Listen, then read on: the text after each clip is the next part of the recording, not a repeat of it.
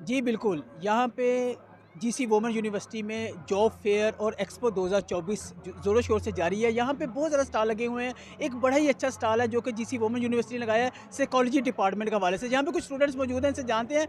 आप बताइएगा, आप कैसे एक पर्सनैलिटी है, एक मेल है, फीमेल है, उसकी पर्सनैलिटी को कैसे जज करती हैं?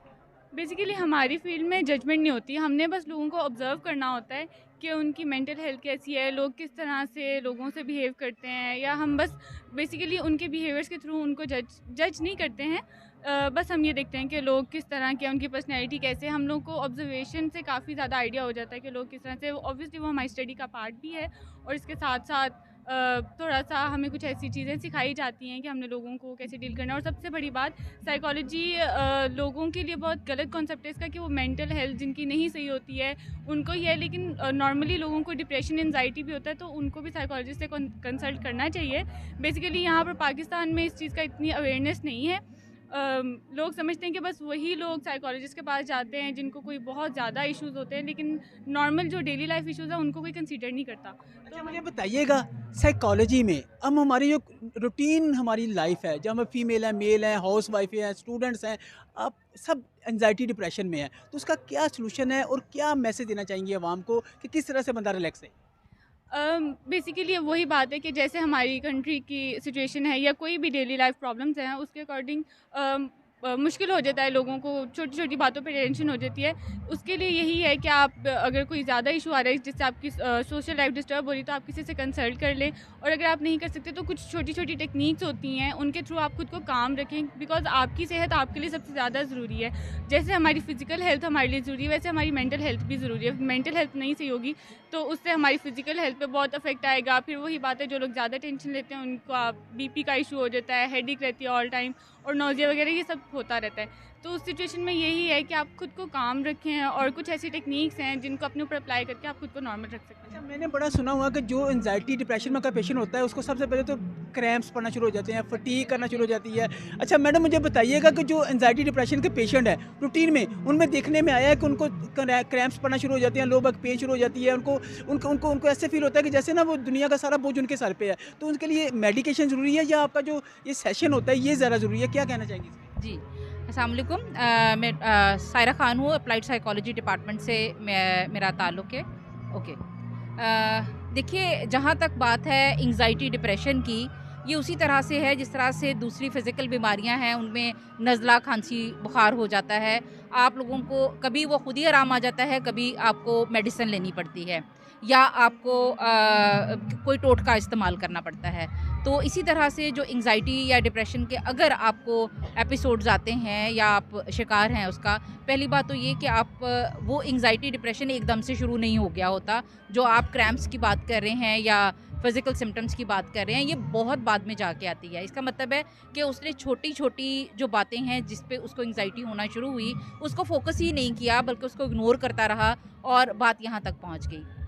तो जहाँ तक बात है मेडिकेशन की, अगर तो फिजिकल सिम्टम्स जो आप बता रहे हैं आनी शुरू हो गई है, डेफिनेटली वहाँ पर मेडिकेशन भी काम करती है, लेकिन उसके साथ साथ साइकोथेरेपी अगर आप करवाएंगे तो वो बहुत जो उसके सही होने का जो रेट है, उसका जो मार्जिन है वो बहुत ज़्यादा बढ़ जाता है। अच्छा मैडम, बताइएगा, जो एंजाइटी डिप्रेशन है, अच्छा इससे देखिए जो हमारी कम्युनिटी है यहाँ पे आपको पता है कि महंगाई बहुत ज़्यादा है, लोगों को पर्सनल इश्यूज़ आ रहे हैं, कोई अगर स्टूडेंट है तो उसको इश्यूज़ हैं, हाउसवाइफ है तो उसको इश्यूज़ है। तो इसके लिए अगर आपको आसान सी चीज़ बताना चाहिए जो कि घर में भी अपनी रूटीन लाइफ में कर लें जिस वजह से वो एंजाइटी डिप्रेशन में ना जाए, उसको साइकोलॉजिस्ट के पास ना आना पड़े, या उसके जो इश्यूज़ हैं वो खुद ही रिजॉल्व कर ले, उस वजह से आपको लाइट सी चीज़ें जो उनको ऐसी हो कि जो घर में कर सकें। देखिए, सबसे पहली बात तो ये कि हर एक इंसान का ज़िंदगी का जो तरीक़ेकार है या माहौल है वो मुख्तलिफ है।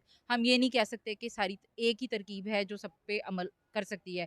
किसी को फाइनेंशियल क्राइसिस है, किसी का कोई लव्ड वन चला गया है या किसी का कोई और क्राइसिस से गुज़र रहा है जिसकी वज़ह से उसको ये मसाइल। तो सबसे अहम बात ये है कि हमारे यहाँ जो ज़्यादातर ज़हनी मसाइल होते हैं, वो ज़्यादातर जो क्लाइंट है वो या तो पास्ट में रह रहा होता है या फ्यूचर में रह रहा होता है।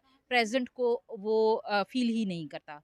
तो ज़्यादातर मसाइल माज़ी में रहने की वज़ह से आते हैं। माज़ी में जो भी वाक़यात हुए हैं, उनको भुलाना ही पड़ता है, तभी आगे आप चलते हैं।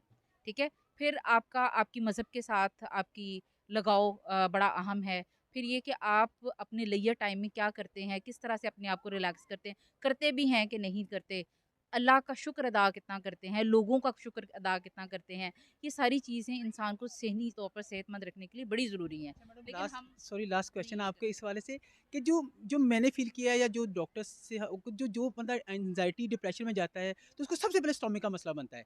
तो इसको इस तरह से कैसे सोल्यूशन है? और ये भी कुछ मेडिकल स्पेशलिस्ट या साइकोलॉजिस्ट या डॉक्टर जो साइकियाट्रिक हैं वो कहते हैं कि अगर स्टोमिक ठीक हो जाएगा तो साइकी के जो इश्यूज है उसके रिजॉल्व होना शुरू हो जाएंगे। इसमें कितनी सच्चाई है? देखिए सिर्फ स्टमक के मामलात को हल करने से उसके साइकोलॉजिकल प्रॉब्लम नहीं दूर हो सकते। स्टमक के मामलात को बेशक मेडिसिन से हल करना पड़ता है, लेकिन उस वो स्टमक खराब क्यों हुआ है? ठीक है? वो एंग्ज़ायटी की वज़ह से ख़राब हुआ है, उसके कुछ रीज़न्स हैं। वो रीज़न्स वो एटियोलॉजी हम असेस करते हैं।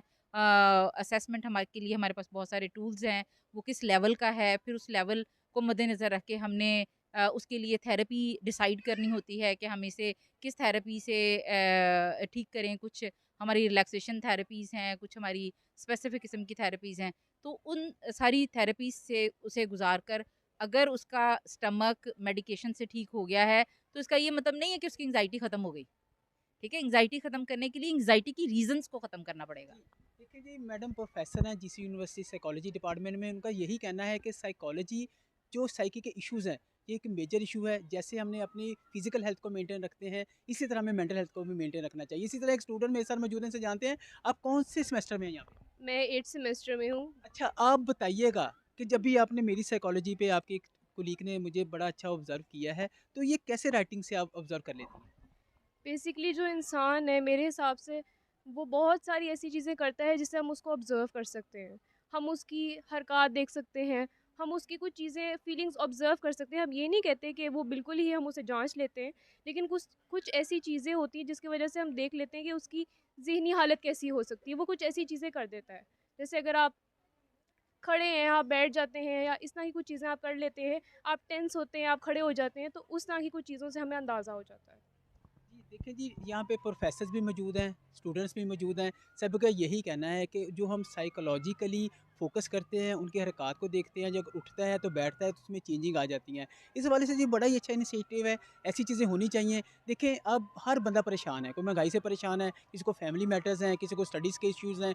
इसलिए अगर कोई ऐसा इश्यूज़ है तो अपने जो भी नियर टू कंसर्ट है, साइकोलॉजिस्ट हैं, उनसे थेरेपी के आपको सेशन लेने चाहिए ताकि आप एक हेल्दी और खुशगवार लाइफ़ गुज़ार सकें।